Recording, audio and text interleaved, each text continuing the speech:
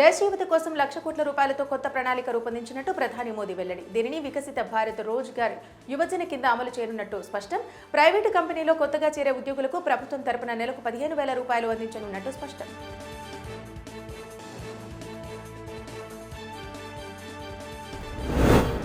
ఉక్రెయిన్లో శాంతి నెలకొల్పాలని తీవ్రంగా ప్రయత్నిస్తున్న అమెరికా అధ్యక్షుడు డొనాల్డ్ ట్రంప్. అందులో భాగంగా అలస్కా వేదికగా రష్యా అధ్యక్షుడు పుతిన్తో భేటీ కానున్న ట్రంప్ శాంతి ఒప్పందానికి మాస్కో సిద్ధంగా ఉన్నట్టు తాను భావిస్తున్నానంటూ స్పష్టం.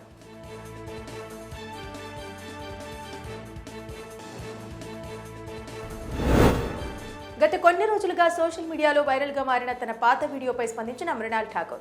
ఆ వీడియోలో బిపాసా బసును ఉద్దేశించి తాను చేసిన కామెంట్స్ విమర్శలకు దారితీయడంతో తాజాగా పెట్టిన పోస్ట్ వైరల్. ఆ కామెంట్స్ తాను టీనేజీలో ఉన్నప్పుడు మాట్లాడినవని, ఆ సమయంలో అలా మాట్లాడినందుకు చాలా చింతిస్తున్నానంటూ వెల్లడి.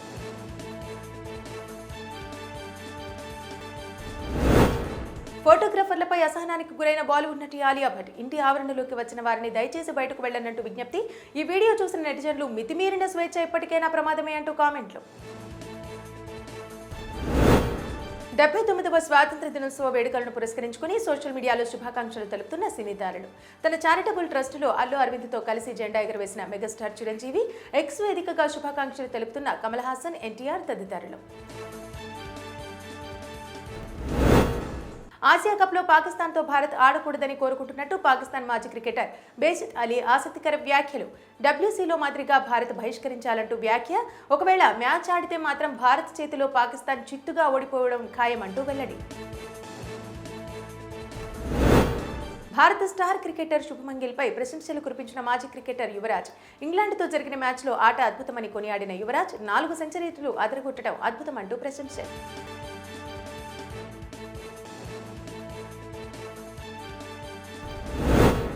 పెళ్లి నిశ్చయమైన సచిన్ టెండూల్కర్ కుమారుడు అర్జున్ టెండూల్కర్. కొద్దిమంది సన్నిహితుల మధ్య నిశ్చితార్థం జరిగినట్టు సమాచారం. వధువు అర్జున్ సోదరి సారా టెండూల్కర్ స్నేహితురాలేనని సన్నిహిత వర్గాల సమాచారం. చైనా స్ఫూర్తితో పాకిస్తాన్ కూడా అత్యధిక సాంకేతికతతో ఆర్మీ రాకెట్ ఫోర్స్ ఏర్పాటు. ఈ దళం నియంత్రణలో బాలిస్టిక్, హైపర్సోనిక్, క్రూజ్ క్షిపణులు ఉంటాయని తెలిపిన పాకిస్తాన్ ప్రధాని, మే నెలలో భారతదేశంలో జరిగిన యుద్ధం పాకిస్తాన్కు గొప్ప విజయం అంటూ వ్యాఖ్య. భారత్ను ఉద్దేశించి పాకిస్తాన్ నేతలు చేస్తున్న ప్రేలాలాపనలను తీవ్రంగా ఖండించిన విదేశాంగ శాఖ. తమ సొంత వైఫల్యాలను కప్పిపుచ్చుకునేందుకు వారు భారత వ్యతిరేక గళాన్ని వినిపించడం అందరికీ తెలిసిన విషయమేనంటూ స్పష్టం. ఏదైనా దుస్సాహసానికి పాల్పడటం తీవ్రమైన పరిణామాలకు దారితీస్తుందంటూ హెచ్చరిక. ట్రంప్, పుతిన్తో సమావేశంలో ఫలితాన్ని బట్టి భారత్లో మరింత శాతం సుంకాలను పెంచే అవకాశం ఉందని తెలిపిన అమెరికా ఆర్థిక శాఖ మంత్రి, ఆంక్షలు లేదా టారిఫ్లు మరింతగా పెరగవచ్చని భావిస్తున్నానంటూ ఆయన వెల్లడి.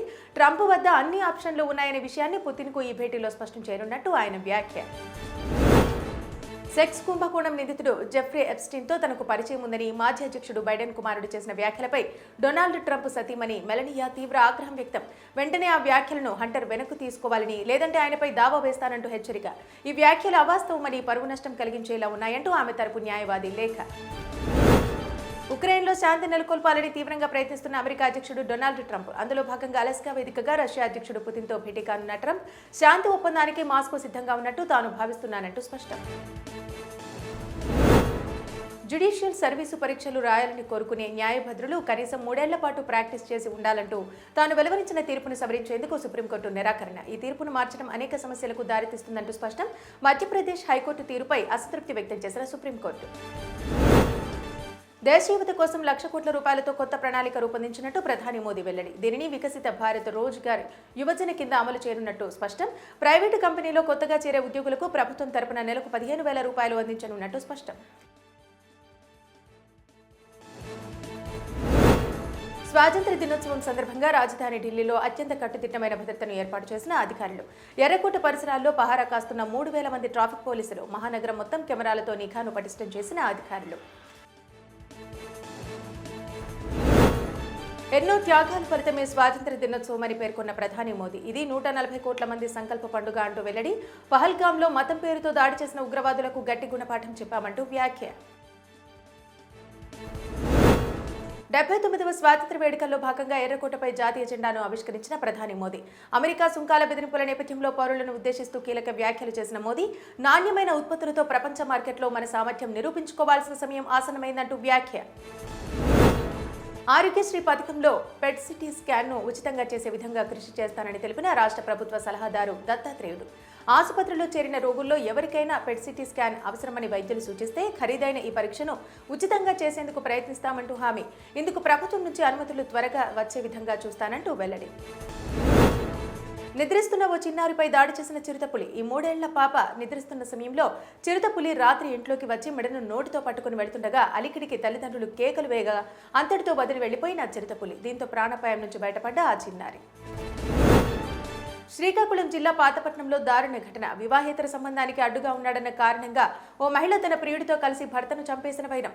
భర్తను రాత్రి వేళ బయటకు రప్పించేందుకు ఆమె ప్రియుడు అమ్మాయిలా వాట్సాప్లో సందేశాలు పంపినా దానిని తిరస్కరించడంతో ఇంట్లోనే హత్యకు పథకం వేసిన భార్య, ప్రియుడు.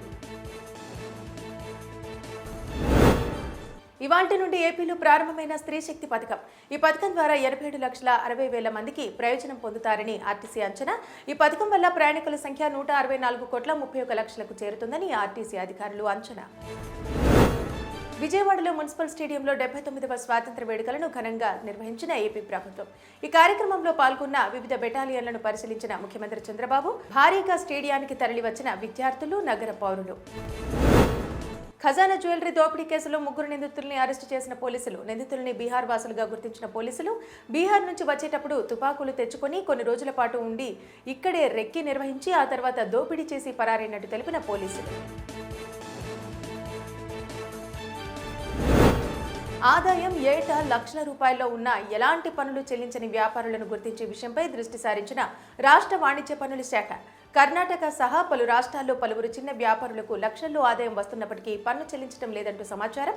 ఫోన్పే తదితర యూపీఐ చెల్లింపుల పరిశీలన ద్వారా దీనిని గుర్తించిన వైనం. ఉత్తర తెలంగాణ జిల్లాలో ఇవాళ రేపు భారీ వర్షాల నుంచి అతి భారీ వర్షాలు కురిసే అవకాశం ఉందని హెచ్చరించిన వాతావరణ శాఖ. బంగాళాఖాతంలో ఏర్పడిన అల్పపీడనం మరింతగా బలపడుతున్నట్టు గుర్తించిన ఐఎండీ దీనివల్ల ఉమ్మడి ఆదిలాబాద్, వరంగల్, ఖమ్మం, కరీంనగర్, నిజామాబాద్ జిల్లాలో కొన్ని చోట్ల అతి భారీ వర్షాలు కురిసే అవకాశాలున్నట్టు అంచనా. తెలంగాణలో మరో 2 రోజులు భారీ వర్షాలు కురుస్తాయన్న వాతావరణ శాఖ హెచ్చరికల నేపథ్యంలో తీసుకోవాల్సిన చర్యలపై ప్రభుత్వ యంత్రాంగం దృష్టి సారించిందని రెవెన్యూ శాఖ మంత్రి స్పష్టం. ఏ చిన్న నష్టం కూడా వాటిల్లకుండా అధికార యంత్రాంగం నిరంతరం అప్రమత్తంగా ఉందని వెల్లడి. వరద సహాయక చర్యల కోసం ప్రతి జిల్లాకు ₹1 కోటి విడుదల చేశామని, అవసరమైతే మరింత నిధులు ఇస్తామంటూ వ్యాఖ్య. ఓఆర్ఆర్ వెలుపల లోపల స్థిరాస్తులు మార్కెట్ విలువ సవరణకు స్టాంపులు రిజిస్ట్రేషన్ శాఖ మార్గదర్శకాలు జారీ. ప్రభుత్వ మార్కెట్ విలువకు బహిరంగ మార్కెట్ ధరకు భారీ వ్యత్యాసం ఉన్న ప్రాంతాల్లో సవరించాలన్న నిర్ణయానికి వచ్చినట్టు సమాచారం. జిల్లా రిజిస్ట్రార్లు క్షేత్రస్థాయి పరిస్థితులను అధ్యయనం చేసి నివేదికను అందించిన వెంటనే కొత్త మార్కెట్ విలువను అమల్లోకి తీసుకురానున్నట్టు ఆ శాఖ స్పష్టం. ఈ నెల 20 తర్వాత పీఏసీ సమావేశం నిర్వహించాలని తాజాగా నిర్ణయం తీసుకున్న పీసీసీ. పీఏసీ సమావేశంలో తేలనున్న స్థానిక సంస్థల ఎన్నికల నిర్వహణ, బీసీలకు 42% రిజర్వేషన్ల అంశంపై తేలేదాకా ఎన్నికలు నిర్వహించవద్దని పీసీసీ అధ్యక్షుడు మహేష్ కుమార్ గౌడ్ తాజాగా సీఎం రేవంత్ రెడ్డిని కోరినట్టు సమాచారం.